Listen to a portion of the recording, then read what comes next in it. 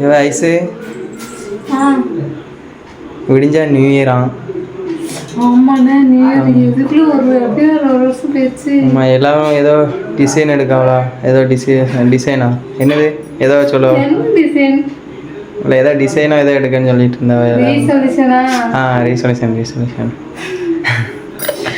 Design nice. சரி சொல்ல, நீ என்ன ரீசொல்யூஷன் எடுக்க போற?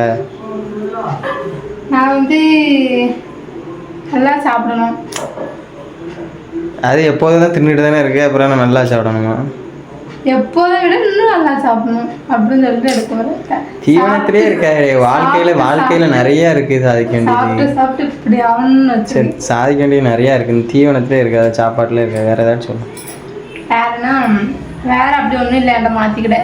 ஐ எம் ஆல்வேஸ் குட். 100 of 100. என்கிட்ட சண்டை போட மாற்றிட முடியல.